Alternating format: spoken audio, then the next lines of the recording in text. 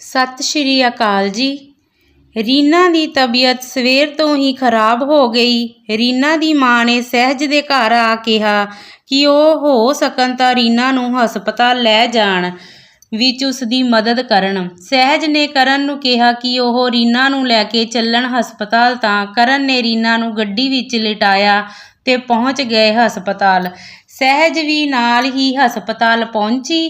ਕੁਝ ਵਕਤ ਤੱਕ ਤਾਂ ਰੀਨਾ ਦਾ ਕੇਸ ਨਾਰਮਲ ਸੀ, ਪਰ ਅਚਾਨਕ ਉਸਦੀ ਤਬੀਅਤ ਕੁਝ ਜ਼ਿਆਦਾ ਹੀ ਵਿਗੜ ਗਈ, ਜਿਸ ਵਜ੍ਹਾ ਉਸਦਾ ਆਪਰੇਸ਼ਨ ਕਰਨਾ ਪਿਆ। ਸਭੇ ਬਹੁਤ ਪਰੇਸ਼ਾਨ ਸਨ ਤੇ ਫਿਰ ਲਗਾਤਾਰ ਘੰਟੇ ਬੰਦੀ ਆਪਰੇਸ਼ਨ ਕਰਨ ਤੋਂ ਬਾਅਦ ਡਾਕਟਰ ਬਾਹਰ ਆਈ ਤੇ ਉਸਦੇ ਚਿਹਰੇ ਤੇ ਇੱਕ ਵੱਡੀ ਮੁਸਕਾਨ ਸੀ।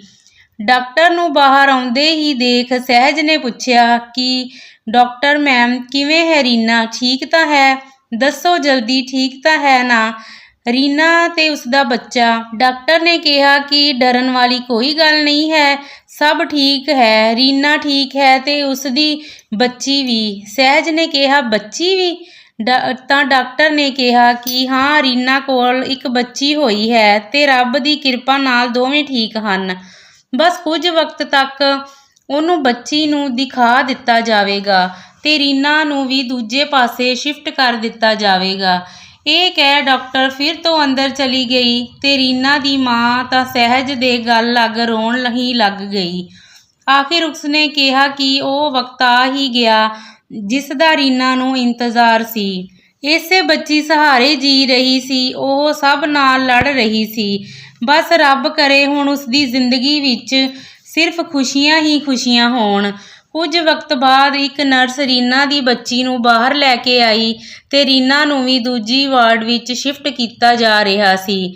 ਕਰਨ ਦੂਜੇ ਮਰੀਜ਼ਾਂ ਨੂੰ ਚੈੱਕ ਕਰਨ ਚਲੇ ਗਏ ਤੇ ਨਰਸ ਨੇ ਲਿਆ ਬੱਚੀ ਸਹਿਜ ਦੇ ਹੱਥਾਂ ਵਿੱਚ ਥਮਾ ਦਿੱਤੀ। ਬੱਚੀ ਨੂੰ ਪਕੜਦਿਆਂ ਹੀ ਸਹਿਜ ਦੇ ਅੱਖੀਂ ਅੱਥਰੂ ਆ ਗਏ ਖੁਸ਼ੀ ਦੇ, ਪਰ ਉਸ ਦੀ ਛੋਟੀ ਬੱਚੀ ਦੇ ਚਿਹਰੇ ਦੀ ਮੁਸਕਾਨ ਨੇ ਸਹਿਜ ਦੇ ਰੋਮ ਰੋਮ ਨੂੰ ਮੁਸਕਰਾ ਦਿੱਤਾ। ਇੰਨੇ ਨੂੰ ਕਰਨ ਵੀ ਆ ਗਏ ਤੇ ਉਹ ਵੀ ਉਸ ਛੋਟੀ ਬੱਚੀ ਨੂੰ ਦੇਖ ਕੇ ਬੜੇ ਖੁਸ਼ ਹੋਏ ਤੇ ਉਹਨਾਂ ਸਹਿਜ ਨੂੰ ਕਿਹਾ ਕਿ ਬਸ ਉਹਨਾਂ ਨੂੰ ਹੁਣ ਜਲਦੀ ਜਲਦੀ ਇੰਤਜ਼ਾਰ ਹੈ ਕਿ ਉਹਨਾਂ ਦਾ ਬੱਚਾ ਵੀ ਇਸ ਦੁਨੀਆ ਵਿੱਚ ਆਵੇ ਤੇ ਉਹ ਆਪਣੇ ਬੱਚੇ ਨੂੰ ਵੀ ਪਿਆਰ ਕਰ ਸਕਣ, ਤੇ ਹੁਣ ਉਸ ਤੋਂ ਵੇਟ ਨਹੀਂ ਹੋ ਰਹੀ। ਇੰਨੇ ਨੂੰ ਰੀਨਾ ਦੀ ਮਾਂ ਵੀ ਆ ਗਈ। ਸਹਿਜ ਨੇ ਬੱਚੀ ਨੂੰ ਉਹਨਾਂ ਨੂੰ ਫੜਾਇਆ ਤੇ ਰੀਨਾ ਦੀ ਮਾਂ ਦੇ ਬੱਚੀ ਨੂੰ ਦੇਖ ਹੰਝੂ ਵਗ ਪਏ ਤੇ ਕਰਨ ਨੇ ਕਿਹਾ, ਮਾਂ ਜੀ ਰੋਵੋ ਨਾ, ਹੁਣ ਸਭ ਠੀਕ ਹੈ ਤੇ ਹੁਣ ਤੁਹਾਡੀ ਜ਼ਿੰਦਗੀ ਵਿੱਚ ਅੱਗੇ ਇਸ ਬੱਚੀ ਦੀ ਮੁਸਕਾਨ ਦੀ ਤਰ੍ਹਾਂ ਮੁਸਕਰਾਹਟ ਹੀ ਰਹੇਗੀ। ਫਿਰ ਸਾਰੇ ਰੀਨਾ ਕੋਲ ਚਲੇ ਗਏ। ਰੀਨਾ ਨੂੰ ਦੂਜੇ ਵਾਰਡ ਵਿੱਚ ਸ਼ਿਫਟ ਕਰ ਦਿੱਤਾ ਗਿਆ ਸੀ ਤੇ ਜਦੋਂ ਰੀਨਾ ਨੂੰ ਸਹਿਜ ਨੇ ਲਿਜਾ ਉਸਦੀ ਬੱਚੀ ਪਕੜਾਈ ਤਾਂ ਉਸਦੀ ਖੁਸ਼ੀ ਦਾ ਕੋਈ ਠਿਕਾਣਾ ਹੀ ਨਾ ਰਿਹਾ। ਉਹ ਉਸਨੂੰ ਚੁੰਮਣ ਲੱਗੀ ਤੇ ਖੁਸ਼ੀ ਦੇ ਮਾਰੇ ਰੋਣ ਲੱਗੀ। ਫਿਰ ਉਸਦੀ ਮਾਂ ਨੇ ਕਿਹਾ ਕਿ ਕੋਈ ਗੱਲ ਨਹੀਂ ਰੀਨਾ, ਹੁਣ ਬਸ ਠੀਕ ਹੀ ਹੋਏਗਾ। ਇਹ ਬੱਚੀ ਹੁਣ ਆਪਣੇ ਜੀਣ ਦਾ ਸਹਾਰਾ ਬਣੇਗੀ। ਦੋਹਾਂ ਮਾਵਾਂ ਧੀਆਂ ਦਾ ਉਸੇ ਵਕਤ ਰੀਨਾ ਨੇ ਸਹਿਜ ਨੂੰ ਕਿਹਾ ਕਿ ਉਹਨਾਂ ਦਾ ਉਹਨਾਂ ਸਿਰ ਬਹੁਤ ਅਹਿਸਾਨ ਹੈ ਕਿ ਉਹਨਾਂ ਉਸਦਾ ਇੰਨਾ ਖਿਆਲ ਰੱਖਿਆ ਤੇ ਹਮੇਸ਼ਾ ਉਹਨਾਂ ਦੀ ਮਦਦ ਕੀਤੀ, ਤੇ ਬਸ ਇੱਕ ਅਹਿਸਾਨ ਹੁਣ ਇੱਕ ਹੋਰ ਕਰ ਦੇਣ। ਸਹਿਜ ਨੇ ਕਿਹਾ ਕਿ ਨਹੀਂ, ਉਹਨਾਂ ਉਸ ਤੋਂ ਕੋਈ ਅਹਿਸਾਨ ਨਹੀਂ ਕੀਤਾ, ਬਲਕਿ ਇਹ ਤਾਂ ਉਹਨਾਂ ਦਾ ਫਰਜ਼ ਸੀ, ਨਾਲੇ ਕੀ ਅਹਿਸਾਨ ਚਾਹੀਦਾ, ਅਹਿਸਾਨ ਨਹੀਂ ਬਸ ਹੁਕਮ ਕਰੇ। ਰੀਨਾ ਨੇ ਕਿਹਾ ਕਿ ਉਹ ਚਾਹੁੰਦੀ ਹੈ ਕਿ ਉਸਦੀ ਬੱਚੀ ਦਾ ਨਾਮ ਸਹਿਜ ਹੀ ਰੱਖੇ, ਕਿਉਂਕਿ ਅਗਰ ਸਹਿਜ ਨਾ ਹੁੰਦੀ ਉਸਦੀ ਜ਼ਿੰਦਗੀ ਵਿੱਚ ਸ਼ਾਇਦ ਇਹ ਬੱਚੀ ਕਦੇ ਇਸ ਦੁਨੀਆ ਵਿੱਚ ਨਾ ਆਉਂਦੀ। ਸਹਿਜ ਨੇ ਕਿਹਾ ਕਿ ਇੰਜ ਕਿਉਂ ਕਹਿ ਰਹੀ ਹੈ ਰੀਨਾ, ਇਸ ਨੇ ਤਾਂ ਆਉਣਾ ਹੀ ਸੀ ਤੇ ਇੰਨੀ ਪਿਆਰੀ ਬੱਚੀ ਹੈ, ਇਸਦੇ ਚਿਹਰੇ ਦੀ ਮੁਸਕਾਨ ਦੇਖ ਕਿੰਨੀ ਪਿਆਰੀ ਹੈ ਤੇ ਇਹ ਮੁਸਕਾਨ ਹੀ ਹੁਣ ਉਸਦੀ ਜ਼ਿੰਦਗੀ ਵਿੱਚ ਰੰਗ ਭਰੇਗੀ। ਰੀਨਾ, ਹਾਂ ਸਹਿਜ, ਕਿਉਂ ਨਾ ਇਸ ਪਿਆਰੀ ਜਿਹੀ ਬੱਚੀ ਦਾ ਨਾਮ ਮੁਸਕਾਨ ਹੀ ਰੱਖ ਲਿਆ ਜਾਵੇ। ਰੀਨਾ ਮੁਸਕਾਨ, ਵਾਹ ਕਿਆ ਪਿਆਰਾ ਨਾਮ ਹੈ। ਹਾਂ, ਮੁਸਕਾਨ ਹੀ ਹੋਵੇਗਾ ਮੇਰੀ ਬੱਚੀ ਦਾ ਨਾਮ। ਬਸ ਫਿਰ ਉਸ ਵਕਤ ਤੋਂ ਹੀ ਰੀਨਾ ਦੀ ਬੱਚੀ ਦਾ ਨਾਮ ਮੁਸਕਾਨ ਰੱਖ ਦਿੱਤਾ ਗਿਆ। ਉਸ ਬਾਅਦ ਰੀਨਾ ਦੀ ਮਾਂ ਰੀਨਾ ਕੋਲ ਰੁਕੀ ਤੇ ਕਰਨ ਸਹਿਜ ਨੂੰ ਘਰ ਲੈ ਗਿਆ, ਇਹ ਕਹਿ ਕੇ ਉਸਨੂੰ ਇਸ ਹਾਲਤ ਵਿੱਚ ਹੁਣ ਆਰਾਮ ਕਰਨਾ ਚਾਹੀਦਾ ਹੈ। ਸੁਬਹ ਦੀ ਉੱਥੇ ਹੈ ਤੇ ਫਿਰ ਰੀਨਾ ਨੇ ਵੀ ਸਹਿਜ ਨੂੰ ਕਿਹਾ ਕਿ ਉਹ ਘਰ ਜਾਵੇ, ਹੁਣ ਉਹ ਖੁਦ ਵੀ ਆਰਾਮ ਕਰੇ। ਫਿਰ ਸਹਿਜ ਘਰ ਆ ਗਈ ਤੇ ਉਸਨੇ ਰੀਨਾ ਖੁਸ਼ੀ ਤੇ ਮੁਸਕਾਨ ਦੇ ਆਉਣ ਦੀ ਖਬਰ ਸਭ ਨਾਲ ਸਾਂਝੀ ਕੀਤੀ। ਸਭ ਬਹੁਤ ਖੁਸ਼ ਹੋਏ। ਕੁਝ ਦਿਨਾਂ ਬਾਅਦ ਰੀਨਾ ਘਰ ਆ ਗਈ ਤੇ ਘਰ ਆ ਹੁਣ ਉਹ ਆਪਣਾ ਤੇ ਆਪਣੀ ਬੱਚੀ ਦਾ ਖੂਬ ਖਿਆਲ ਰੱਖਦੀ ਤੇ ਸਹਿਜ ਵੀ ਕਾਫੀ ਵਕਤ ਹੁਣ ਮੁਸਕਾਨ ਨਾਲ ਬਤੀਤ ਕਰਦੀ। ਮੁਸਕਾਨ ਨਾਲ ਵਕਤ ਬਤੀਤ ਕਰਦਿਆਂ ਸਹਿਜ ਦਾ ਵਕਤ ਕਦੋਂ ਬੀਤ ਗਿਆ ਕਿ ਉਸਨੂੰ ਪਤਾ ਹੀ ਨਾ ਲੱਗਾ। 9 ਮਹੀਨੇ ਬੀਤ ਗਏ ਸਹਿਜ ਦੇ ਪ੍ਰੈਗਨੈਂਸੀ ਨੂੰ ਵੀ ਤੇ ਫਿਰ ਇੱਕ ਦਿਨ ਸਹਿਜ ਦੀ ਰਾਤੀ ਵਕਤ ਹੀ ਤਬੀਅਤ ਖਰਾਬ ਹੋਈ ਤੇ ਸਹਿਜ ਨੂੰ ਹਸਪਤਾਲ ਲਿਜਾਇਆ ਗਿਆ। ਸਹਿਜ ਦੀ ਹਾਲਤ ਬਹੁਤ ਹੀ ਨਾਜ਼ੁਕ ਸੀ। ਹਸਪਤਾਲ ਦੇ ਡਾਕਟਰਾਂ ਹੱਥੋਂ ਸਹਿਜ ਦਾ ਕੇਸ ਬਾਹਰ ਨਿਕਲਦਾ ਨਜ਼ਰ ਆ ਰਿਹਾ ਸੀ ਤੇ ਡਾਕਟਰਾਂ ਸਹਿਜ ਦੇ ਆਪਰੇਸ਼ਨ ਦੀ ਸਲਾਹ ਦਿੱਤੀ ਕਿਉਂਕਿ ਸਹਿਜ ਦਾ ਬੱਚਾ ਉਸਦੇ ਪੇਟ ਵਿੱਚ ਘੁੰਮ ਚੁੱਕਾ ਸੀ ਤੇ ਕੇਸ ਇਸ ਹੱਦ ਤੱਕ ਚਲਾ ਗਿਆ ਸੀ ਕਿ ਡਾਕਟਰ ਨੇ ਕਿਹਾ ਕਿ ਸਹਿਜ ਦੀ ਜਾਨ ਨੂੰ ਵੀ ਖਤਰਾ ਹੋ ਸਕਦਾ ਹੈ। ਜਿਸ ਨੂੰ ਸੁਣ ਕਰਨ ਦੀ ਤਾਂ ਖੁਸ਼ੀ ਇੱਕ ਪਲ ਵਿੱਚ ਉਦਾਸੀ ਵਿੱਚ ਬਦਲ ਗਈ ਤੇ ਕੁਝ ਵਕਤ ਵਿੱਚ ਹੀ ਕਰਨ ਦੇ ਸਭੇ ਘਰ ਦੇ ਵੀ ਹਸਪਤਾਲ ਪਹੁੰਚ ਗਏ। ਕਰਨ ਇਸ ਵਕਤ ਆਪਣੇ ਆਪ ਨੂੰ ਬਹੁਤ ਲਾਚਾਰ ਸਮਝ ਰਿਹਾ ਸੀ ਕਿ ਉਹ ਡਾਕਟਰ ਹੋ ਕੇ ਵੀ ਸਹਿਜ ਦੀ ਮਦਦ ਨਹੀਂ ਕਰ ਪਾ ਰਿਹਾ ਕਿਉਂਕਿ ਉਹ ਹਾਰਟ ਸਪੈਸ਼ਲਿਸਟ ਸੀ ਤੇ ਜਦੋਂ ਹਸਪਤਾਲ ਦੇਰ ਰਾਤ ਕੋਈ ਡਾਕਟਰ ਨਾ ਮਿਲਿਆ ਤਾਂ ਕਰਨ ਦੀ ਮੰਮੀ ਨੇ ਹੀ ਸਹਿਜ ਦਾ ਕੇਸ ਸੰਭਾਲਿਆ। ਕਰਨ ਦੀ ਮੰਮੀ ਵੀ ਬਹੁਤ ਵਧੀਆ ਡਾਕਟਰ ਸਨ। ਬਸ ਉਹਨਾਂ ਕਰਨ ਦੇ ਵਿਆਹ ਬਾਅਦ ਹਸਪਤਾਲ ਜਾਣਾ ਛੱਡ ਦਿੱਤਾ ਸੀ ਪਰ ਅੱਜ ਸਹਿਜ ਦੀ ਕੰਡੀਸ਼ਨ ਨੇ ਫਿਰ ਉਸ ਤੋਂ ਉਹਨਾਂ ਨੂੰ ਹਸਪਤਾਲ ਆਪਰੇਸ਼ਨ ਕਰਨ ਲੈ ਆਂਦਾ। 2 ਘੰਟੇ ਦੇ ਲਗਾਤਾਰ ਲੰਬੇ ਚੱਲਦੇ ਆਪਰੇਸ਼ਨ ਬਾਅਦ ਕਿਤੇ ਕਰਨ ਦੀ ਮੰਮੀ ਬਾਹਰ ਆਏ। ਬਾਹਰ ਕਰਨ ਦਾ ਹਾਲ ਬੇਹਾਲ ਸੀ ਤੇ ਦਾਦੀ ਤੇ ਪਾਪਾ ਵੀ ਨਜ਼ਰਾਂ ਵਿਛਾ ਆਪਰੇਸ਼ਨ ਥੀਏਟਰ ਦੇ ਬਾਹਰ ਬੈਠੇ ਸਨ। ਜਦੋਂ ਮੰਮੀ ਬਾਹਰ ਆਏ ਤਾਂ ਦਾਦੀ ਜੀ ਨੇ ਪੁੱਛਿਆ ਕਿ ਕਿਵੇਂ ਹੈ ਸਹਿਜ। ਪਹਿਲਾਂ ਤਾਂ ਮੰਮੀ ਜੀ ਚੁੱਪ ਰਹੇ ਤੇ ਫਿਰ ਕਰਨ ਨੇ ਪੁੱਛਿਆ ਕਿ ਮੰਮੀ ਸਹਿਜ ਕਿਵੇਂ ਹੈ, ਦੱਸੋ ਪਲੀਜ਼। ਮੰਮੀ ਨੇ ਕਿਹਾ ਕਿ ਸਹਿਜ ਬਿਲਕੁਲ ਠੀਕ ਹੈ ਤੇ ਕਰਨ ਨੇ ਕਿਹਾ ਤੇ ਮੰਮੀ ਨੇ ਕਿਹਾ ਕਿ ਨੰਨੀ ਬੱਚੀ ਵੀ ਠੀਕ ਹੈ, ਬਹੁਤ ਪਿਆਰੀ ਹੈ ਨੰਨੀ ਬੱਚੀ ਮੇਰੀ ਪੋਤੀ। ਕਰਨ ਨੇ ਕਿਹਾ ਨੰਨੀ ਬੱਚੀ, ਮੇਰੀ ਬੱਚੀ। ਇੰਨੇ ਨੂੰ ਨਰਸ ਬੱਚੀ ਨੂੰ ਲੈ ਬਾਹਰ ਆ ਗਈ ਤੇ ਦੂਰੋਂ ਹੀ ਸਭ ਨੂੰ ਬੱਚੀ ਦਾ ਚਿਹਰਾ ਦਿਖਾ ਉਸ ਨੂੰ ਨਾਲ ਲੈ ਗਏ।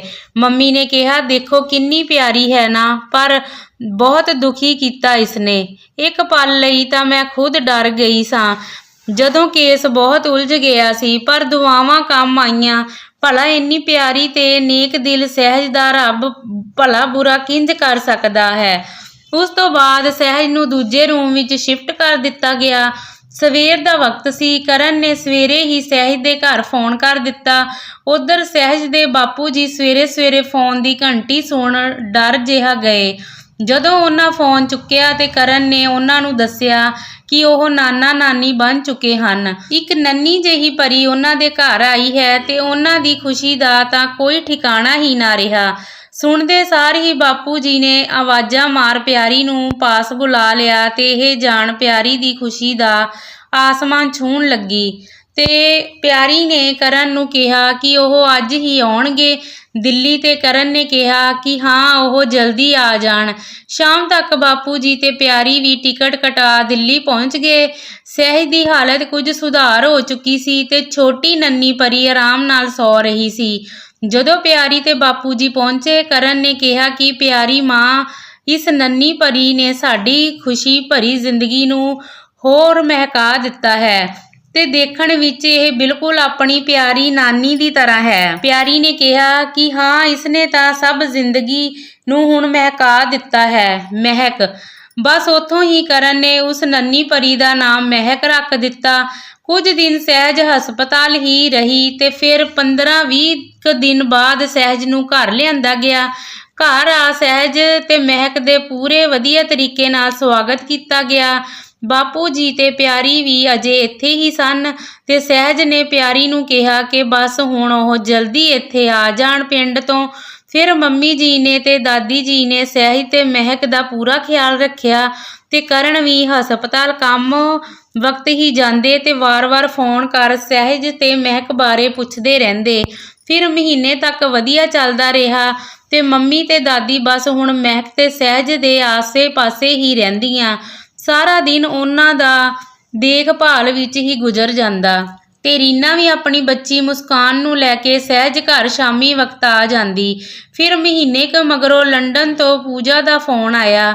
ਉਸਨੂੰ ਮਹਿਕ ਦੇ ਆਉਣ ਦੀ ਖੁਸ਼ਖਬਰੀ ਤਾਂ ਮਿਲ ਚੁੱਕੀ ਸੀ ਤੇ ਉਸਨੇ ਸਹਿਜ ਨੂੰ ਫੋਨ ਕਰ ਪਹਿਲਾਂ ਮਹਿਕ ਦੀਆਂ ਮੁਬਾਰਕਾਂ ਦਿੱਤੀਆਂ ਤੇ ਕਿਹਾ ਦਰਅਸਲ ਦੇਰੀ ਨਾਲ ਫੋਨ ਉਸਨੇ ਇਸ ਲਈ ਕੀਤਾ ਕਿ ਉਹ ਖੁਦ ਅਮਰੀਕਾ ਗਈ ਹੋਈ ਸੀ, ਪਰ ਹੁਣ ਉਹਨਾਂ ਨੂੰ ਸਹਿਜ ਤੇ ਕਰਨ ਨੂੰ ਲੰਡਨ ਲਿਆਉਣਾ ਪਵੇਗਾ। ਉਸਦੇ ਵਿਆਹ ਤੇ ਹਾਂ, ਪੂਜਾ ਦਾ ਵਿਆਹ ਵੀ ਲੰਡਨ ਵਿੱਚ ਹੀ ਰਾਘਵ ਨਾਮ ਦੇ ਲੜਕੇ ਨਾਲ ਪੱਕਾ ਹੋ ਗਿਆ ਸੀ। ਸਹਿਜ ਤੇ ਕਰਨ ਦੋਵੇਂ ਇਹ ਜਾਣ ਬਹੁਤ ਖੁਸ਼ ਹੋਏ, ਪਰ ਸਹਿਜ ਅਜੇ ਹੁਣੇ ਮਹਿਕ ਦੇ ਆਪਰੇਸ਼ਨ ਬਾਅਦ ਟਰੈਵਲ ਨਹੀਂ ਸੀ ਕਰ ਸਕਦੀ, ਸੋ ਕਰਨ ਵੀ ਨਹੀਂ ਸੀ ਜਾ ਸਕਦਾ ਸਹਿਜ ਤੇ ਮਹਿਕ ਨੂੰ ਇਕੱਲਿਆਂ ਛੱਡ। ਸੋ ਕਰਨ ਦੇ ਮੰਮੀ ਤੇ ਪਾਪਾ ਦੋਵੇਂ ਹੀ ਪੂਜਾ ਦੇ ਵਿਆਹ ਤੇ ਗਏ। ਸਹਿਜ ਕੋਲ ਉਸਦੇ ਬਾਪੂ ਜੀ ਤੇ ਪਿਆਰੀ ਜੀ ਆ ਗਏ ਤੇ ਉਸ ਤੋਂ ਬਾਅਦ ਸਹਿਜ ਦੇ ਬਾਪੂ ਜੀ ਤੇ ਪਿਆਰੀ ਕੁਝ ਦਿਨਾਂ ਵਿੱਚ ਹੀ ਆਪਣਾ ਸਭ ਵੇਚ ਦਿੱਲੀ ਆ ਗਏ। ਹੁਣ ਮਹਿਕ ਦੀ ਇੱਕ ਮੁਸਕਰਾਹਟ ਲਈ ਸਭ ਬੇਤਾਬ ਰਹਿੰਦੇ ਸਨ। ਸਭ ਕਦੇ ਉਸਦੇ ਖਾਣ ਦਾ, ਕਦੇ ਉਸ ਨਾਲ ਖੇਡਣ ਦਾ ਬਸ ਇੰਤਜ਼ਾਰ ਰਹਿੰਦੇ ਸਨ। ਸ਼ਾਮੀ ਵਕਤ ਤੇ ਸੁਬਾਹ ਵਕਤ ਬਸ ਹੁਣ ਕਰਨ ਵੀ ਮਹਿਕ ਨਾਲ ਹੀ ਖੇਡੀ ਲੱਗਿਆ ਰਹਿੰਦਾ ਜਦੋਂ ਤੱਕ ਮਹਿਕ ਨਾ ਸੌਂਦੀ। ਰੀਨਾ ਦੀ ਬੱਚੀ ਮੁਸਕਾਨ ਵੀ ਮਹਿਕ ਤੋਂ ਕੁਝ ਵਕਤ ਹੀ ਵੱਡੀ ਸੀ। ਸਭੇ ਉਸਨੂੰ ਵੀ ਬਹੁਤ ਪਿਆਰ ਕਰਦੇ ਸਨ। ਇੰਜ ਹੀ ਹਸੀ ਖੁਸ਼ੀ ਵਕਤ ਬੀਤਦਾ ਗਿਆ। ਕਰਨ ਤੇ ਸਹਿਜ ਨੇ ਤੇ ਬਾਕੀ ਘਰਦਿਆਂ ਨੇ ਮਹਿਕ ਦੇ ਬਚਪਨ ਦਾ ਇੱਕ ਇੱਕ ਪਲ ਬੜੇ ਚਾਵਾਂ ਤੇ ਪਿਆਰ ਨਾਲ ਮਾਣਿਆ ਤੇ ਬਿਤਾਇਆ। ਕੁਝ ਮਹੀਨਿਆਂ ਬਾਅਦ ਉੱਧਰ ਮੁਸਕਾਨ 1 ਸਾਲ ਦੀ ਹੋ ਗਈ ਤੇ ਰੀਨਾ ਵੀ ਹੁਣ ਮੁਸਕਾਨ ਨੂੰ ਆਪਣੀ ਮਾਂ ਕੋਲ ਛੱਡ ਕੰਮ ਤੇ ਜਾਣ ਲੱਗ ਗਈ ਸੀ ਤੇ ਰੀਨਾ ਨੇ ਮੁਸਕਾਨ ਦਾ ਪਹਿਲਾ ਜਨਮ ਦਿਨ ਮਨਾਉਣ ਦਾ ਪਲਾਨ ਕੀਤਾ। ਰੀਨਾ ਨੇ ਮੁਸਕਾਨ ਦਾ ਪਹਿਲਾ ਜਨਮ ਦਿਨ ਮਨਾਇਆ ਬੜੀ ਧੂਮ-ਧਾਮ ਨਾਲ। ਕੁਝ ਮਹੀਨਿਆਂ ਮਗਰੋਂ ਹੀ ਮਹਿਕ ਦਾ ਵੀ 1 ਸਾਲ ਦੀ ਹੋ ਗਈ। ਮਹਿਕ ਦਾ ਪਹਿਲਾ ਜਨਮ ਦਿਨ ਵੀ ਕਰਨ ਤੇ ਉਸਦੇ ਪਰਿਵਾਰ ਵਾਲਿਆਂ ਨੇ ਮਨਾਉਣ ਦੀ ਸੋਚੀ ਤੇ ਪੂਰੇ ਚਾਵਾਂ ਨਾਲ ਮਹਿਕ ਦੇ ਬੱਚੇ ਜਨਮ ਦਿਨ ਦੀਆਂ ਤਿਆਰੀਆਂ ਸ਼ੁਰੂ ਕਰ ਦਿੱਤੀਆਂ ਗਈਆਂ ਤੇ ਸਭੇ ਰਿਸ਼ਤੇਦਾਰਾਂ ਨੂੰ ਸੱਦੇ ਦਿੱਤੇ ਗਏ। ਪੂਜਾ ਨੂੰ ਵੀ ਸੱਦਾ ਦਿੱਤਾ ਗਿਆ। ਪੂਜਾ ਸਹਿਜ ਕਰਨ ਨਾਲ ਥੋੜੀ ਨਾਰਾਜ਼ ਤਾਂ ਕਿ ਉਹ ਉਹਦੇ ਵਿਆਹ ਤੇ ਵੀ ਨਹੀਂ ਗਏ, ਪਰ ਉਹ ਖੁਦ ਵੀ ਤਾਂ ਉਹਨਾਂ ਦੇ ਵਿਆਹ ਤੇ ਨਹੀਂ ਆਈ ਸੀ। ਸੋ ਦਿਨ ਆਇਆ ਜਿਸ ਦਿਨ ਮਹਿਕ ਦਾ ਜਨਮ ਦਿਨ ਸੀ। ਪੂਰਾ ਘਰ ਸਜਾਇਆ ਗਿਆ। ਮਹਿਕ ਨੇ ਵੀ ਹੁਣ ਤੱਕ ਤਾਂ ਚੱਲਣਾ ਤੇ ਥੋੜਾ ਥੋੜਾ ਬੋਲਣਾ ਸ਼ੁਰੂ ਕਰ ਦਿੱਤਾ ਸੀ। ਮਹਿਕ ਨੇ ਨਿੱਕੇ ਨਿੱਕੇ ਕਦਮਾਂ ਦੀਆਂ ਪੈੜਾਂ ਨੇ ਪੂਰਾ ਘਰ ਰੁਸ਼ਨਾਇਆ ਹੋਇਆ ਸੀ। ਇਸ ਦਿਨ ਸਹਿਜ ਤੇ ਕਰਨ ਨੇ ਵੀ ਮਹਿਕ ਨੂੰ ਇਸ ਮਹਿਕ ਦੇ ਸਪੈਸ਼ਲ ਦਿਨ ਤੇ ਉਹ ਪਿਆਰੀ ਦੀਆਂ ਸਹਿਜ ਨੂੰ ਦਿੱਤੀਆਂ ਛੋਟੀਆਂ ਪਾਇਲਾਂ ਦਿੱਤੀਆਂ ਤੇ ਮਹਿਕ ਨੇ ਖੁਸ਼ੀ-ਖੁਸ਼ੀ ਪਾਇਲਾਂ ਦੇ ਚਾਅ ਨਾਲ ਵਿਹੜੇ ਵਿੱਚੋਂ ਦੌੜਦੀ ਨੇ ਪੂਰੇ ਵਿਹੜੇ ਨੂੰ ਛਣਕਾ ਦਿੱਤਾ। ਉੱਧਰ ਪੂਜਾ ਵੀ ਦਿੱਲੀ ਪਹੁੰਚ ਗਈ ਆਪਣੇ ਪਤੀ ਰਾਘਵ ਨਾਲ ਤੇ ਉਹਨਾਂ ਨਾਲ ਇੱਕ ਨੰਨਾ ਮਹਿਮਾਨ ਵੀ ਸੀ। ਜਦੋਂ ਪੂਜਾ ਤੋਂ ਪੁੱਛਿਆ ਗਿਆ ਤਾਂ ਉਸਨੇ ਦੱਸਿਆ ਕਿ ਇਹ ਉਸ ਦਾ ਛੋਟਾ ਬੱਚਾ ਰਾਵੀ। ਕਰਨ ਨੇ ਪੁੱਛਿਆ ਕਿ ਉਸਨੇ ਦੱਸਿਆ ਤਾਂ ਹੈ ਨਹੀਂ ਰਾਵੀ ਬਾਰੇ, ਤਾਂ ਪੂਜਾ ਨੇ ਦੱਸਿਆ ਕਿ ਉਹ ਉਹਨਾਂ ਨੂੰ ਬਸ ਸਰਪ੍ਰਾਈਜ਼ ਦੇਣਾ ਚਾਹੁੰਦੀ ਸੀ। ਫਿਰ ਵੱਡਾ ਕੇਕ ਮੰਗਵਾਇਆ ਗਿਆ ਤੇ ਸਾਰੇ ਮਹਿਮਾਨਾਂ ਦੀ ਹਾਜ਼ਰੀ ਵਿੱਚ ਕੇਕ ਕੱਟਿਆ ਗਿਆ ਤੇ ਨਾਚ ਗਾਣਾ ਕੀਤਾ ਗਿਆ ਤੇ ਫਿਰ ਕੁਝ ਦਿਨਾਂ ਬਾਅਦ ਹੀ ਘਰ ਵਿੱਚ ਮਹਿਕ ਦੇ ਜਨਮ ਦਿਨ ਦੀ ਖੁਸ਼ੀ ਵਿੱਚ ਗੁਰੂ ਦੀ ਹਜ਼ੂਰੀ ਵਿੱਚ ਪਾਠ ਤੇ ਪੂਜਾ ਕਰਵਾਈ ਗਈ।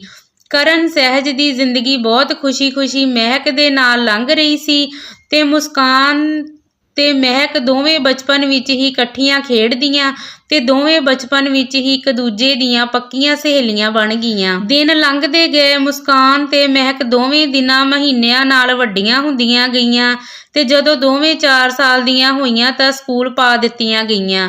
5 ਸਾਲ ਬੀਤ ਚੁੱਕੇ ਸਨ ਤੇ 5 ਸਾਲ ਕਦੋਂ ਬੀਤ ਗਏ ਪਤਾ ਹੀ ਨਾ ਚੱਲਿਆ। ਪੂਰੇ ਪਰਿਵਾਰ ਦੇ ਮਹਿਕ ਨਾਲ ਹੱਸਦੇ ਖੇਡਦੇ, ਕਦੇ ਮਹਿਕ ਨੂੰ ਬੋਲਣਾ ਸਿਖਾਉਣ ਵਿੱਚ, ਕਦੇ ਉਸਨੂੰ ਚਲਾਉਣਾ ਸਿਖਾਉਣ ਵਿੱਚ, ਕਦੇ ਉਸਨੂੰ ਖਾਣਾ ਖਵਾਉਣ ਵਿੱਚ, ਕਦੇ ਉਸ ਨਾਲ ਖੇਡ ਕੇ, ਕਦੇ ਰੁੱਸ ਕੇ, ਕਦੇ ਉਸਨੂੰ ਮਨਾ ਕੇ। ਬਸ ਜਿਵੇਂ ਜਿਵੇਂ ਵਕਤ ਬੀਤਦਾ ਗਿਆ ਮਹਿਕ ਵੀ ਵੱਡੀ ਹੁੰਦੀ ਗਈ ਤੇ ਉੱਧਰ ਮੁਸਕਾਨ ਵੀ ਨਾਲ ਨਾਲ ਵੱਡੀ ਹੁੰਦੀ ਗਈ। 5 ਸਾਲ ਬਾਅਦ ਸਹਿਜ ਤੇ ਕਰਨ ਨੇ ਇੱਕ ਹੋਰ ਬੱਚੇ ਦੀ ਸੋਚੀ ਤੇ ਸਹਿਜ ਦੀ ਗੋਦ ਫਿਰ ਭਰ ਆਈ। ਜਿੱਦਾਂ ਹੀ ਸਹਿਜ ਦੀ ਗੋਦ ਬਾਰੇ ਸਭ ਪਰਿਵਾਰ ਨੂੰ ਪਤਾ ਲੱਗਾ ਤਾਂ ਪੂਰੇ ਪਰਿਵਾਰ ਵਿੱਚ ਫਿਰ ਤੋਂ ਇੱਕ ਵਾਰੀ ਖੁਸ਼ੀ ਦੀ ਲਹਿਰ ਦੌੜ ਪਈ। ਫਿਰ ਤੋਂ ਖੁਸ਼ੀਆਂ ਪਹਿਲਾਂ ਨਾਲੋਂ ਦੁੱਗਣੀਆਂ ਹੋ ਗਈਆਂ। ਪਿਆਰੀ ਤੇ ਬਾਪੂ ਜੀ ਤਾਂ ਹੁਣ ਸਹਿਜ ਦੇ ਘਰ ਹੀ ਆ ਗਏ, ਉੱਥੇ ਹੀ ਉਹਨਾਂ ਨਾਲ ਹੀ ਰਹਿੰਦੇ ਤੇ ਫਿਰ ਤੋਂ ਸਹਿਜ ਦਾ ਪੂਰਾ ਖਿਆਲ ਰੱਖਿਆ ਜਾਣ ਲੱਗਿਆ।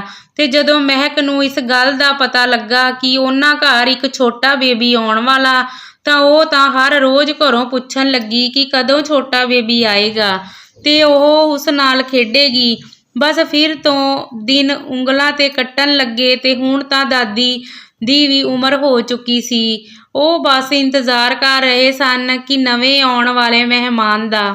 ਪਿਆਰੀ ਤੇ ਮੰਮੀ ਜੀ ਹੁਣ ਮਹਿਕ ਨੂੰ ਸੰਭਾਲਦੇ, ਮਹਿਕ ਨੂੰ ਸਕੂਲ ਤਿਆਰ ਕਰਨ, ਉਸ ਨੂੰ ਖਾਣਾ ਖਵਾਉਣ, ਸਾਰੀ ਜ਼ਿੰਮੇਵਾਰੀ ਹੁਣ ਮੰਮੀ ਤੇ ਪਿਆਰੀ ਨੇ ਲੈ ਲਈ। ਸਹਿਜ ਨੂੰ ਕਦੇ-ਕਦੇ ਲੱਗਦਾ ਕਿ ਮਹਿਕ ਨੂੰ ਉਸਦਾ ਪਿਆਰ ਘਟ ਗਿਆ, ਪਰ ਰਾਤੀ ਵਕਤ ਨਾ ਤਾਂ ਮਹਿਕ ਨੂੰ ਸਹਿਜ ਬਿਨਾਂ ਨੀਂਦ ਆਉਂਦੀ। ਸਹਿਜ ਨੂੰ ਮਹਿਕ ਬਿਨਾਂ ਕਰਨ ਉੱਪਰ ਹਸਪਤਾਲ ਦੀ ਸਾਰੀ ਜ਼ਿੰਮੇਵਾਰੀ ਚੁੱਕੀ ਸੀ ਤੇ ਸ਼ਾਮੀ ਵਕਤ ਮਹਿਕ ਮੁਸਕਾਨ ਨਾਲ ਖੇਡਦੀ ਰਹਿੰਦੀ, ਉਸ ਨਾਲ ਹੀ ਪੜ੍ਹਦੀ ਤੇ ਸਕੂਲ ਜਾਂਦੀ।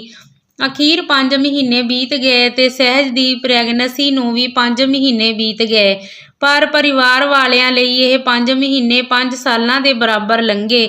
ਉਹ ਪਲ-ਪਲ ਗਿਣ-ਗਿਣ ਕੱਟ ਰਹੇ ਸਨ ਨਵੇਂ ਆਉਣ ਵਾਲੇ ਮਹਿਮਾਨ ਦੀ ਉਡੀਕ ਵਿੱਚ। ਇੱਕ ਦਿਨ ਬਾਪੂ ਜੀ ਕਿਸੇ ਕੰਮੀ ਇਕੱਲੇ ਬਾਹਰ ਗਏ ਸਨ ਤੇ ਮੰਮੀ ਤੇ ਦਾਦੀ ਜੀ ਮੰਦਿਰ ਗਏ ਸਨ ਤੇ ਘਰ ਸਿਰਫ ਮੈਂ ਤੇ ਪਿਆਰੀ ਸਾਂ। ਬਸ ਤੇ ਮਹਿਕ ਸਕੂਲ ਗਈ ਸੀ ਤੇ ਕਰਨ ਹਸਪਤਾਲ। ਪਿਆਰੀ ਸਹਿਜ ਲਈ ਖਾਣ ਲਈ ਜੂਸ ਲੈਣ ਨੀਚੇ ਰਸੋਈ ਵਿੱਚ ਗਈ ਸੀ ਤੇ ਸਹਿਜ ਉੱਪਰ ਵਾਲੇ ਕਮਰੇ ਵਿੱਚ ਸੀ। ਅਚਾਨਕ ਸਹਿਜ ਦੇ ਫੋਨ ਤੇ ਘੰਟੀ ਵੱਜੀ ਤੇ ਫੋਨ ਤੇ ਗੱਲ ਸੁਣ ਜਿਉਂ ਹੀ ਸਹਿਜ ਨੇ ਫੋਨ ਚੁੱਕਿਆ ਤੇ ਸੁਣਿਆ ਤਾਂ ਉਸਦੇ ਹੱਥੋਂ ਫੋਨ ਨੀਚੇ ਗਿਰ ਗਿਆ ਤੇ ਸਹਿਜ ਬਾਪੂ ਜੀ ਕਹਿ ਬਾਹਰ ਭੱਜੀ ਤੇ ਭੱਜਦੇ ਹੋਏ ਸਹਿਜ ਦਾ ਪੌੜੀਆਂ ਉਤਰਦਿਆਂ ਪੈਰ ਫਿਸਲ ਗਿਆ ਤੇ ਉਹ ਨੀਚੇ ਗਿਰ ਗਈ ਤੇ ਸਹਿਜ ਦੇ ਨੀਚੇ ਗਿਰਨ ਤੇ ਚੀਕਣ ਦੀ ਆਵਾਜ਼ ਸੁਣ ਪਿਆਰੀ ਤੇ ਬਾਕੀ ਘਰ ਵਿੱਚ ਕੰਮ ਕਰਨ ਵਾਲੇ ਨੌਕਰ ਤੇ ਬਾਹਰ ਮਾਲੀ ਵੀ ਆ ਗਏ। ਸਹਿਜ ਨੀਚੇ ਗਿਰੀ ਦਰਦ ਨਾਲ ਚਿਲਾ ਰਹੀ ਸੀ ਤੇ ਪਿਆਰੀ ਨੇ ਭੱਜ ਸਹਿਜ ਨੂੰ ਉਠਾਇਆ, ਪਰ ਸਹਿਜ ਬਾਪੂ ਜੀ ਕਹਿ ਚਿਲਾ ਰਹੀ ਸੀ। ਉਧਰ ਸਹਿਜ ਦੇ ਫੋਨ ਦੀ ਘੰਟੀ ਲਗਾਤਾਰ ਫਿਰ ਤੋਂ ਕਮਰੇ ਵਿੱਚ ਵੱਜਣ ਲੱਗੀ, ਜਿਸ ਨੂੰ ਸੁਣ ਘਰ ਦੇ ਇੱਕ ਨੌਕਰ ਨੇ ਜਾ ਸਹਿਜ ਦਾ ਫੋਨ ਉਠਾਇਆ ਤੇ ਪਿਆਰੀ ਤੇ ਮਾਲੀ ਸਹਿਜ ਨੂੰ ਹਸਪਤਾਲ ਲੈ ਗਏ ਤੇ ਘਰ ਵਿੱਚ ਨੌਕਰ ਨੂੰ ਕਹਿ ਗਏ ਕਿ ਉਹ ਕਰਨ ਨੂੰ ਫੋਨ ਕਰ ਦੇਣ ਕਿ ਉਹ ਹਸਪਤਾਲ ਆ ਰਹੇ ਹਨ। ਜਦੋਂ ਕਰਨ ਨੂੰ ਸਹਿਜ ਦੀ ਹਾਲਤ ਬਾਰੇ ਪਤਾ ਚੱਲਿਆ ਤਾਂ ਉਸਦੇ ਪੈਰਾਂ ਥੱਲੋਂ ਤਾਂ ਇਹ ਸੁਣ ਜ਼ਮੀਨ ਹੀ ਖਿਸਕ ਗਈ ਕਿ ਆਖਿਰ ਹੋਇਆ ਕੀ ਹੈ, ਕਿਸ ਦਾ ਫੋਨ ਆਇਆ ਤੇ ਸਹਿਜ ਦੀ ਕੀ ਹਾਲਤ ਹੋਵੇਗੀ। ਕਰਨ ਨੇ ਜਲਦੀ ਸਹਿਜ ਦੇ ਆਉਣ ਤੋਂ ਪਹਿਲਾਂ ਹੀ ਐਮਰਜੈਂਸੀ ਦੀ ਤਿਆਰੀ ਕਰਵਾ ਲਈ ਤੇ ਉਧਰ ਸਹਿਜ ਦੇ ਫੋਨ ਦੀ ਘੰਟੀ ਵੱਜੀ ਤਾਂ ਘਰ ਵਿੱਚ ਕੰਮ ਕਰਨ ਵਾਲੇ ਨੌਕਰ ਨੇ ਜਦੋਂ ਫੋਨ ਉਠਾਇਆ ਤਾਂ ਉਹ ਫੋਨ ਸੁਣ ਕੇ ਦੰਗ ਰਹਿ ਗਿਆ। ਉਸਨੇ ਜਲਦੀ ਕਰਨ ਤੇ ਮੰਮੀ ਨੂੰ ਫੋਨ ਲਗਾਇਆ ਤੇ ਸਾਰੀ ਦਾਸਤਾਨ ਦੱਸੀ। ਦਾਦੀ ਤੇ ਮੰਮੀ ਵੀ ਸਿੱਧਾ ਹਸਪਤਾਲ ਪਹੁੰਚੀਆਂ ਤੇ ਉਹਨਾਂ ਕਰਨ ਦੇ ਪਾਪਾ ਨੂੰ ਸਾਰੀ ਦਾਸਤਾਨ ਦੱਸੀ ਕਿ ਸਹਿਜ ਨੂੰ ਫੋਨ ਤੇ ਖਬਰ ਮਿਲੀ ਸੀ। ਦਰਅਸਲ ਸਹਿਜ ਦੇ ਬਾਪੂ ਜੀ ਦਾ ਐਕਸੀਡੈਂਟ ਹੋ ਗਿਆ ਸੀ, ਜਿਸ ਵਜ੍ਹਾ ਖਬਰ ਮਿਲੀ ਕਿ ਉਹਨਾਂ ਦੀ ਹਾਲਤ ਬਹੁਤ ਨਾਜ਼ੁਕ ਸੀ ਤੇ ਉਹਨਾਂ ਨੂੰ ਸ਼ਹਿਰ ਦੇ ਸਿਟੀ ਹਸਪਤਾਲ ਰੋਡ ਤੇ ਆਸ-ਪਾਸ ਲੋਕਾਂ ਨੇ ਭਰਤੀ ਕਰਵਾ ਦਿੱਤਾ ਸੀ। ਜਿੰਨੀ ਜਲਦੀ ਹੋ ਸਕੇ ਉਹ ਹਸਪਤਾਲ ਪਹੁੰਚ ਜਾਣ। ਪਾਪਾ ਸਿਟੀ ਹਸਪਤਾਲ ਚਲੇ ਗਏ ਬਾਪੂ ਜੀ ਕੋਲ ਤੇ ਬਾਕੀ ਸਹਿਜ ਦੇ ਪਾਸ ਸਨ। ਮੰਮੀ ਤੇ ਦਾਦੀ ਜੀ ਨੇ ਕਰਨ ਤੇ ਪਿਆਰੀ ਨੂੰ ਇਸ ਵਕਤ ਬਾਪੂ ਜੀ ਬਾਰੇ ਦੱਸਣਾ ਠੀਕ ਨਹੀਂ ਸਮਝਿਆ, ਕਿਉਂਕਿ ਦੋਵੇਂ ਜਾਣੇ ਸਹਿਜ ਨੂੰ ਲੈ ਕੇ ਅਜੇ ਬਹੁਤ ਪਰੇਸ਼ਾਨ ਸਨ ਤੇ ਉਹ ਇੰਤਜ਼ਾਰ ਕਰ ਰਹੀਆਂ ਸਨ ਕਿ ਇੱਕ ਵਾਰ ਸਹਿਜ ਦੀ ਖਬਰ ਮਿਲ ਜਾਵੇ।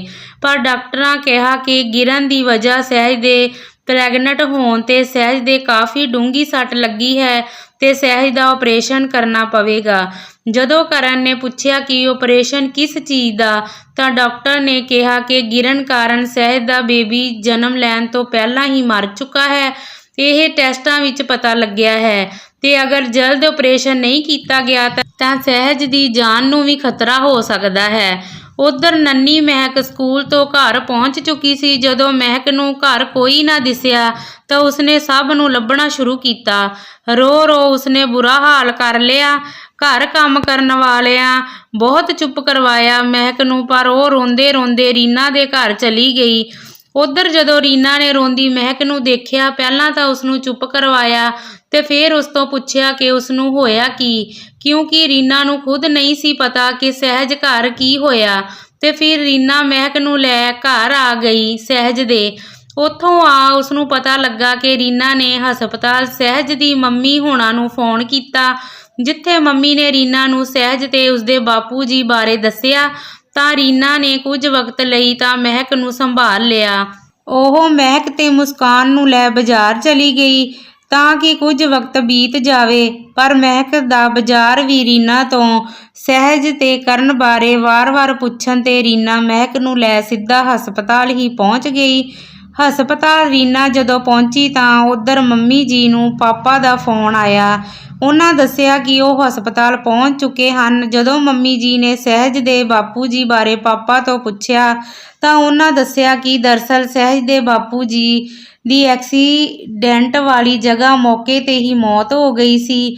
ਉਹਨਾਂ ਇਹੀ ਗੱਲ ਸਹਿਜ ਨੂੰ ਫੋਨ ਤੇ ਦੱਸੀ ਸੀ ਤੇ ਹੁਣ ਉਹ ਹਸਪਤਾਲ ਬਣਦੀ ਕਾਰਵਾਈ ਕਰ ਵਾਪਿਸ ਆ ਜਾਣਗੇ ਤੇ ਸਹਿਜ ਦੇ ਬਾਪੂ ਜੀ ਦੀ ਲਾਸ਼ ਕੱਲ੍ਹ ਸਵੇਰ ਤੱਕ ਮਿਲੇਗੀ। ਜਿਸ ਨੂੰ ਸੁਣ ਕੇ ਇੱਕ ਪਲ ਲਈ ਤਾਂ ਮੰਮੀ ਜੀ ਦਾ ਦਿਲ ਵੀ ਦਹਿਲ ਗਿਆ। ਉਹਨਾਂ ਪਾਪਾ ਜੀ ਨੂੰ ਕਿਹਾ ਕਿ ਉਹ ਸਭ ਕਾਰਵਾਈ ਕਰਕੇ ਹੀ ਵਾਪਿਸ ਆਉਣ। ਇੱਧਰ ਸਹਿਜ ਦਾ ਆਪਰੇਸ਼ਨ ਚੱਲ ਰਿਹਾ ਸੀ ਤੇ ਕਰਨ ਤਾਂ ਬਸ ਰੱਬ ਅੱਗੇ ਅਰਦਾਸਾਂ ਕਰ ਰਿਹਾ ਸੀ। ਉਸ ਨੂੰ ਦੁੱਖ ਦੇ ਮਾਰੇ ਕੋਈ ਸੂਰਤ ਹੀ ਨਹੀਂ ਸੀ ਤੇ ਪਿਆਰੀ ਉਸਦਾ ਰੋ ਰੋ ਬੁਰਾ ਹਾਲ ਸੀ ਤੇ ਉਹ ਆਪਰੇਸ਼ਨ ਸ਼ੁਰੂ ਹੋਣ ਤੋਂ ਪਹਿਲਾਂ ਹੀ ਹਸਪਤਾਲ ਦੇ ਮੰਦਿਰ ਅੱਗੇ ਜਾ ਬੈਠੀ ਰੱਬ ਅੱਗੇ ਸਹਿਜ ਤੇ ਉਸਦੇ ਬੱਚੇ ਲਈ ਅਰਦਾਸ ਕਰਨ ਲੱਗੀ। ਪਰ ਆਖਿਰ ਹੋਣਾ ਉਹੀ ਸੀ ਜੋ ਰੱਬ ਨੂੰ ਮਨਜ਼ੂਰ ਸੀ। ਸਹਿਜ ਦਾ ਆਪਰੇਸ਼ਨ ਹੋ ਗਿਆ। ਤਕਰੀਬਨ 1.5 ਘੰਟਾ ਲੱਗ ਗਿਆ ਤੇ ਡਾਕਟਰ ਨੇ ਬਾਹਰ ਆ ਦੱਸਿਆ ਕਿ ਆਪਰੇਸ਼ਨ ਤਾਂ ਹੋ ਚੁੱਕਾ ਹੈ। ਸਹਿਜ ਦਾ ਬੱਚਾ ਤਾਂ ਉਸਦੇ ਪੇਟ ਵਿੱਚ ਹੀ ਡਿੱਗਣ ਦੀ ਵਜ੍ਹਾ, ਸਿਰ ਤੇ ਸੱਟ ਲੱਗਣ ਦੀ ਵਜ੍ਹਾ ਮਰ ਚੁੱਕਾ ਹੈ ਤੇ ਸਹਿਜ ਉਹ ਠੀਕ ਤਾਂ ਹੈ ਪਰ ਉਸਦੀ ਹਾਲਤ ਬਹੁਤ ਨਾਜ਼ੁਕ ਹੈ। ਉਹ ਬੇਹੋਸ਼ ਹੈ। ਉਸਨੂੰ ਸ਼ਾਇਦ ਕਿਸੇ ਗੱਲ ਦਾ ਬਹੁਤ ਵੱਡਾ ਝਟਕਾ ਲੱਗਾ ਹੈ। ਇਸ ਨੂੰ ਸੁਣ ਦਾਦੀ ਤੇ ਮੰਮੀ ਜੀ ਤਾਂ ਦਿਲ ਹੀ ਦਿਲ ਟੁੱਟ ਗਿਆ। ਰੀਨਾ ਨੇ ਮੰਮੀ ਤੇ ਦਾਦੀ ਨੂੰ ਸੰਭਾਲਿਆ। ਛੋਟੀ ਮਹਿਕ ਤੇ ਮੁਸਕਾਨ ਨੂੰ ਤਾਂ ਕੁਝ ਸਮਝ ਹੀ ਨਹੀਂ ਸੀ ਆ ਰਿਹਾ। 3 ਦਿਨ ਤੱਕ ਸਹਿਜ ਬੇਹੋਸ਼ ਹੀ ਰਹੀ ਤੇ ਦਵਾਈਆਂ ਦੇ ਸਹਾਰੇ ਹੀ। ਉੱਧਰ ਪਿਆਰੀ ਤੇ ਕਰਨ ਨੂੰ ਜਦੋਂ ਬਾਪੂ ਜੀ ਬਾਰੇ ਦੱਸਿਆ ਤਾਂ ਉਹ ਦੋਵੇਂ ਤਾਂ ਟੁੱਟ ਹੀ ਗਏ ਤੇ ਪਿਆਰੀ ਦਾ ਤਾਂ ਇਹ ਜਾਣ ਬੁਰਾ ਹਾਲ ਹੋ ਗਿਆ। ਬਾਪੂ ਜੀ ਬਾਰੇ ਸੁਣਦੇ ਹੀ ਉਹਨਾਂ ਦੀ ਹਾਲਤ ਇੰਜ ਹੋ ਗਈ ਜਿਵੇਂ ਉਹਨਾਂ ਦੀ ਜਾਨ ਬਸ ਬਾਪੂ ਜੀ ਨਾਲ ਹੀ ਚਲੀ ਗਈ ਹੋਵੇ। ਉਹਨਾਂ ਦਾ ਹਾਸਾ, ਦੁੱਖ, ਦਰਦ, ਹਾਵ ਭਾਵ ਉਹਨਾਂ ਨੂੰ ਕੁਝ ਮਹਿਸੂਸ ਨਹੀਂ ਸੀ ਹੋ ਰਿਹਾ। ਇੰਜ ਲੱਗਦਾ ਸੀ ਜਿਵੇਂ ਉਹਨਾਂ ਦੇ ਜਜ਼ਬਾਤ ਹੀ ਮਰ ਗਏ ਹੋਣ। ਪਰ ਦਾਦੀ ਤੇ ਮੰਮੀ ਨੇ ਪਿਆਰੀ ਨੂੰ ਸੰਭਾਲਿਆ ਕਿ ਸਹਿਜ ਨੂੰ ਅਜੇ ਉਸਨੂੰ ਮਿਲੇ 2 ਦੁੱਖ ਜ਼ਿੰਦਗੀ ਦੇ ਸਭ ਤੋਂ ਵੱਡੇ ਜੋ ਉਸਨੂੰ ਸਹਾਰਾ ਦੇਣ ਲਈ ਪਿਆਰੀ ਦੀ ਬਹੁਤ ਜ਼ਰੂਰਤ ਹੈ। ਉਹ ਹੁਣ ਸਹਿਜ ਬਾਰੇ ਸੋਚਣ। ਸਹਿਜ ਤੇ ਕੀ ਬੀਤੇਗੀ, ਕੌਣ ਸੰਭਾਲੇਗਾ? ਅਗਰ ਉਹ ਹੀ ਟੁੱਟ ਜਾਣਗੇ ਤਾਂ ਉਸਨੂੰ ਫਿਰ ਸ਼ਾਮ ਵਕਤ ਪਹਿਲਾਂ ਤਾਂ ਸਹਿਜ ਦੇ ਮਰੇ ਬੱਚੇ ਨੂੰ ਦਫਨਾਇਆ ਗਿਆ। ਕਰਨ ਨੇ ਬੜੇ ਟੁੱਟੇ ਦਿਲ ਨਾਲ ਆਪਣੇ ਪਿਛਲੇ 6 ਮਹੀਨਿਆਂ ਦੇ ਦੇਖੇ ਖ਼ੁਆਬ ਨੂੰ ਆਪਣੇ ਸਾਹਮਣੇ ਦਮ ਤੋੜਦੇ ਪਏ ਦੇਖ ਉਸ ਨੂੰ ਨਮ ਅੱਖਾਂ ਨਾਲ ਦਫਨਾਇਆ। ਪੂਰਾ ਪਰਿਵਾਰ ਇਹ ਦੁੱਖ ਨੂੰ ਸੰਭਾਲ ਨਹੀਂ ਪਾ ਰਿਹਾ ਸੀ ਤੇ ਮਹਿਕ ਨੂੰ ਮੁਸਕਾਨ ਨਾਲ ਬਿਜ਼ੀ ਰੱਖਿਆ ਗਿਆ ਤੇ ਉਸਨੂੰ ਰੀਨਾ ਘਰ ਹੀ ਕੁਝ ਵਕਤ ਲਈ ਛੱਡ ਦਿੱਤਾ ਗਿਆ ਤਾਂ ਜੋ ਉਸਨੂੰ ਅਜੇ ਨਾ ਦੱਸਿਆ ਜਾਵੇ ਤੇ ਉਸਨੂੰ ਇਹ ਕਿਹਾ ਗਿਆ ਕਿ ਉਸਦੇ ਮੰਮੀ ਬਿਮਾਰ ਹਨ ਤੇ ਦੂਜੀ ਸਵੇਰ ਹੀ ਸਹਿਜ ਦੇ ਬਾਪੂ ਜੀ ਦਾ ਸ਼ਵ ਘਰ ਲਿਆਂਦਾ ਗਿਆ।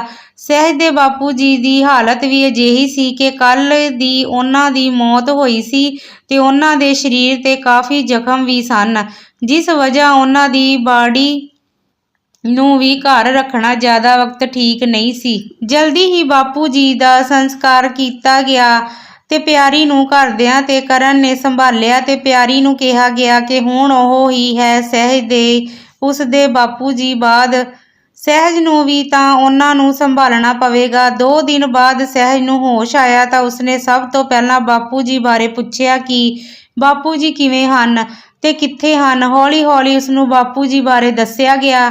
ਜਦੋਂ ਉਸਨੂੰ ਬਾਪੂ ਜੀ ਬਾਰੇ ਦੱਸਿਆ ਗਿਆ ਤਾਂ ਸਹਿਜ ਇੱਕਦਮ ਟੁੱਟ ਜਿਹੀ ਗਈ। ਬਾਪੂ ਜੀ ਹੀ ਤਾਂ ਸਨ ਜਿਨ੍ਹਾਂ ਨਾਲ ਉਸਦਾ ਇਸ ਦੁਨੀਆ ਵਿੱਚ ਸਭ ਤੋਂ ਪਹਿਲਾ ਤੇ ਸਭ ਤੋਂ ਜ਼ਿਆਦਾ ਪਿਆਰ ਤੇ ਪਹਿਲਾਂ ਦਾ ਰਿਸ਼ਤਾ ਸੀ। ਆਖਿਰਕਾਰ 2 ਘੰਟਿਆਂ ਦੀ ਸੀ ਜਦੋਂ ਸਹਿਜ ਦੀ ਮਾਂ ਸਹਿਜ ਨੂੰ ਬਾਪੂ ਦੇ ਹੱਥੀਂ ਛੱਡ ਇਸ ਦੁਨੀਆ ਤੋਂ ਚਲੀ ਗਈ ਸੀ। ਫਿਰ 5 ਸਾਲ ਤੱਕ ਬਾਪੂ ਜੀ ਹੀ ਉਸਦੇ ਬਾਪੂ ਤੇ ਮਾਂ ਬਣੇ। ਉਹਨਾਂ ਦੇ ਹੱਥੀਂ ਉਸਨੇ ਖਾਣਾ ਸਿੱਖਿਆ। ਉਹਨਾਂ ਨੇ ਹੀ ਉਂਗਲੀ ਸਹਿਜ ਨੂੰ ਤੁਰਨਾ ਸਿਖਾਇਆ। ਰਾਤ ਵਕਤ ਲੋਰੀਆਂ ਤੇ ਬਾਪੂ ਜੀ ਨੇ ਹੀ ਸਹਿਜ ਨੂੰ ਸਵਾਇਆ। ਉਸਨੇ ਬੋਲਣਾ ਵੀ ਪਹਿਲਾ ਸ਼ਬਦ ਬਾਪੂ ਜੀ ਹੀ ਸਿੱਖਿਆ ਸੀ ਤੇ ਅੱਜ ਬਾਪੂ ਜੀ ਇੰਜ ਉਸਨੂੰ ਚੁੱਪ-ਚਪੀਤੇ ਇੰਨੀ ਜਲਦੀ ਛੱਡ ਚਲੇ ਗਏ। ਉਸ ਤੋਂ ਇਹ ਸਦਮਾ ਬਰਦਾਸ਼ਤ ਨਹੀਂ ਹੋ ਰਿਹਾ ਸੀ। ਫਿਰ ਕਰਨ ਨੇ ਅਜੇ ਸਹਿਜ ਨੂੰ ਬੱਚੇ ਬਾਰੇ ਦੱਸਣਾ ਠੀਕ ਨਹੀਂ ਸਮਝਿਆ ਤੇ ਸਹਿਜ ਪਿਆਰੀ ਦੇ ਗਲ ਲੱਗ ਫੁੱਟ-ਫੁੱਟ ਰੋਣ ਲੱਗੀ ਕਿ ਕਿਉਂ ਬਾਪੂ ਜੀ ਉਹਨਾਂ ਨੂੰ ਇਕੱਲੇ ਛੱਡ ਚਲੇ ਗਏ ਤੇ ਹੁਣ ਉਹ ਆਪਣੀ ਜ਼ਿੰਦਗੀ ਵਿੱਚ ਆਪਣੇ ਅੱਗੇ ਦੇ ਫੈਸਲੇ ਕਿੰਜ ਲਵੇਗੀ, ਕਿਉਂਕਿ ਇੱਕ ਬਾਪੂ ਜੀ ਹੀ ਤਾਂ ਸਨ ਉਸਦੇ ਜਿਨ੍ਹਾਂ ਨੇ ਉਸ ਲਈ ਹਰ ਵਾਰ ਚੰਗਾ ਹੀ ਫੈਸਲਾ ਲਿਆ। ਇੰਨੇ ਨੂੰ ਸਹਿਜ ਨੂੰ ਆਪਣੇ ਬੱਚੇ ਬਾਰੇ ਯਾਦ ਆਇਆ ਤਾਂ ਉਹ ਘਰਦਿਆਂ ਤੋਂ ਆਪਣੇ ਬੱਚੇ ਬਾਰੇ ਪੁੱਛਣ ਲੱਗ ਗਈ ਕਿ ਉਸਦਾ ਬੱਚਾ ਤਾਂ ਠੀਕ ਹੈ ਨਾ। ਉਸਨੂੰ ਯਾਦ ਕਿ ਉਸਦਾ ਪੌੜੀਆਂ ਤੋਂ ਪੈਰ ਫਿਸਲ ਗਿਆ ਸੀ। ਉਸਦਾ ਬੱਚਾ ਤਾਂ ਠੀਕ ਹੈ ਨਾ, ਉਸਨੂੰ ਕੋਈ ਚੋਟ ਤਾਂ ਨਹੀਂ ਨਾ ਪਹੁੰਚੀ। ਸਭ ਨੇ ਪਹਿਲਾਂ ਤਾਂ ਕਹਿ ਦਿੱਤਾ ਠੀਕ ਹੈ, ਪਰ ਕਰਨ ਸਹਿਜ ਨੂੰ ਕੁਝ ਦੱਸ ਹੀ ਨਾ ਪਾਇਆ ਤੇ ਅੱਖਾਂ ਭਰ ਚੁੱਪਚਾਪ ਆਪਣੇ ਕਮਰੇ ਵਿੱਚ ਚਲਾ ਗਿਆ। ਕਰਨ ਦਾ ਇੰਜ ਚੁੱਪਚਾਪ ਕਮਰੇ ਵਿੱਚ ਚਲੇ ਜਾਣਾ ਸਹਿਜ ਨੂੰ ਕਾਫੀ ਅਜੀਬ ਜਿਹਾ ਲੱਗਾ। ਉਹ ਕਰਨ ਦੇ ਪਿੱਛੇ ਕਮਰੇ ਵਿੱਚ ਗਈ ਤੇ ਪੁੱਛਿਆ ਕਿ ਆਖਿਰ ਗੱਲ ਕੀ ਹੈ। ਉਹ ਦੱਸਣ ਕਿ ਉਸਦਾ ਬੱਚਾ ਠੀਕ ਤਾਂ ਹੈ ਨਾ। ਬਹੁਤ ਵਕਤ ਸਹਿਜ ਦੇ ਵਾਰ-ਵਾਰ ਕਹਿਣ ਤੇ ਕਰਨ ਨੇ ਦੱਸਿਆ ਕਿ ਨਹੀਂ, ਉਹਨਾਂ ਦਾ ਬੱਚਾ ਠੀਕ ਨਹੀਂ ਹੈ, ਬਲਕਿ ਉਹ ਇਸ ਦੁਨੀਆ ਵਿੱਚ ਨਹੀਂ ਰਿਹਾ। 3 ਦਿਨ ਪਹਿਲਾਂ ਹੀ ਉਸਦੀ ਡਿੱਗਣ ਦੀ ਵਜ੍ਹਾ ਮੌਤ ਹੋ ਗਈ ਸੀ ਤੇ ਕਰਨ ਨੇ ਕਿਹਾ ਕਿ ਮੈਂ ਆਪਣੇ ਹੱਥਾਂ ਨਾਲ ਆਪਣੇ ਬੱਚੇ ਨੂੰ ਦਫਨਾਇਆ ਹੈ। ਕਿੰਨਾ ਅਭਾਗਾ ਬਾਪ ਹਾਂ ਨਾ ਮੈਂ, ਆਪਣੇ ਬੱਚੇ ਲਈ ਮੈਂ ਕੁਝ ਨਹੀਂ ਕਰ ਸਕਿਆ। ਸਹਿਜ ਮੈਨੂੰ ਮਾਫ਼ ਕਰ। ਪਰ ਕਰਨ ਨੇ ਦੇਖਿਆ ਕਿ ਸਹਿਜ ਚੁੱਪ ਹੋ ਚੁੱਕੀ ਸੀ। ਇੰਜ ਲੱਗ ਰਿਹਾ ਸੀ ਕਿ ਉਸ ਤੇ ਕਿਸੇ ਗੱਲ ਦਾ ਕੋਈ ਅਸਰ ਨਹੀਂ ਹੋ ਰਿਹਾ ਸੀ। ਅਜੇ ਬਾਪੂ ਜੀ ਦੇ ਗਮ ਵਿੱਚੋਂ ਸਹਿਜ ਉਭਰੀ ਨਹੀਂ ਸੀ ਕਿ ਉਸਨੂੰ ਆਪਣੇ ਬੱਚੇ ਦੀ ਮੌਤ ਦੀ ਖਬਰ ਨੇ ਝੰਜੋੜ ਕੇ ਰੱਖ ਦਿੱਤਾ ਤੇ ਸਹਿਜ ਫਿਰ ਉਹੀ ਪਹਿਲਾਂ ਵਾਲੀ ਆਪਣੀ ਹਾਲਤ ਵਿੱਚ ਜਾ ਪਹੁੰਚੀ ਜਿਵੇਂ ਉਹ ਪਹਿਲਾਂ ਕਰਨ ਦੇ ਜਾਣ ਤੋਂ ਬਾਅਦ ਸੀ, ਇੱਕ ਜਿੰਦਾ ਲਾਸ਼ ਦੀ ਤਰ੍ਹਾਂ। ਉਸ ਦੇ ਅੰਗਾਂ ਪੈਰਾਂ ਨੇ ਫਿਰ ਤੋਂ ਇੱਕਦਮ ਹੀ ਕੰਮ ਕਰਨਾ ਛੱਡ ਦਿੱਤਾ ਤੇ ਉਸ ਦੀਆਂ ਅੱਖਾਂ ਫਿਰ ਤੋਂ ਥੰਮ ਗਈਆਂ ਤੇ ਉਹ ਫਿਰ ਤੋਂ ਸ਼ਾਂਤ ਹੋ ਗਈ। ਸਹਿਜ ਦੀ ਅਜਿਹੀ ਹਾਲਤ ਦੇਖ ਕਰਨ ਬਹੁਤ ਡਰ ਗਿਆ ਤੇ ਟੁੱਟ ਗਿਆ। ਜਦੋਂ ਇਸ ਗੱਲ ਦੀ ਖਬਰ ਬਾਕੀ ਪਰਿਵਾਰ ਨੂੰ ਪਤਾ ਲੱਗੀ ਤਾਂ ਉਹਨਾਂ ਕਰਨ ਨੂੰ ਸੰਭਾਲਿਆ ਤੇ ਸਹਿਜ ਨੂੰ ਹਸਪਤਾਲ ਲਿਜਾਇਆ ਗਿਆ। ਸਭ ਤੋਂ ਪਹਿਲਾਂ ਤਾਂ ਘਰਦਿਆਂ ਕਰਨ ਨੂੰ ਸਮਝਾਇਆ ਤੇ ਕਰਨ ਨੇ ਵੀ ਖੁਦ ਨੂੰ ਸਹਿਜ ਪਿਆਰੀ ਤੇ ਮਹਿਕ ਲਈ ਸੰਭਾਲਿਆ। ਕਰਨ ਨੇ ਖੁਦ ਨੂੰ ਮਜ਼ਬੂਤ ਕੀਤਾ ਤੇ ਸਹਿਜ ਨੂੰ ਹਸਪਤਾਲ 2 ਦਿਨ ਤੱਕ ਰੱਖਿਆ ਗਿਆ।